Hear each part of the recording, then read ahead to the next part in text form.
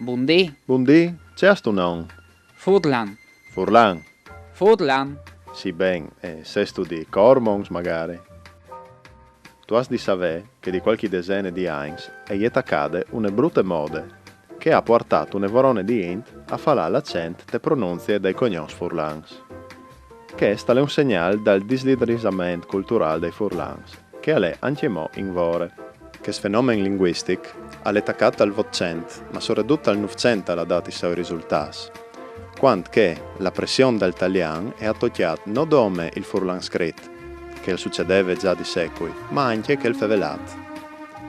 Di che volte si è veduto che dall'italiano regionale è stato un adattamento di più paraulis con la tonica finale. Di che volte si è attaccato a sentire paraulis tant che piccolit o cabernet, o coglians, o comelians, o cormons, e che è tale che è succeduto anche dai cognoms, la che l'accento è latta al poi sbagliato. In summis, c'è succede al? Vecco lì qualche esempio di cognoms pronunziati male. Bearz, e no Bearz. Il Bearz è il curtil centato tipico furlan. Di ca Bearzot, poi dopo italianato in Bearzi. Furlan e no Furlan, che merita una spiegazione. Puntel e no Puntel, che è il scurtamento dal nome Pantaleon. Trevisan e no Trevisan, alle un che al vendi Trevis, non si capisce perché che tanti lo fa l'indidì. Allora, perché non disino anche Visentin, di cui è la colpa di questi errori.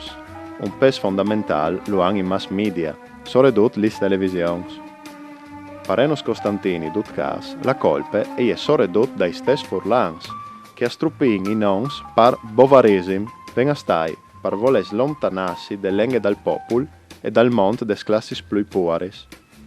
Per qualche don dut quest alle alc che al porta vergogne, e si struppin li per aulis par disincusì, mettisi a puest la coscienza sociale.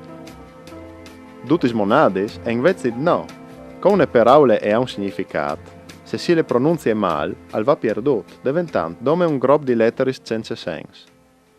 I nostri cognoms nos contin una storia, nos disin di dulà che ovignin, nos fasin sapere cui che aliera un nostri antenato. Non sono le domande dall'uomo, cui soio, di dulà vegno. Il cognom, qualche risposta ti le puoi sbendà. Has tu capito? Clar. Brav che il frutto.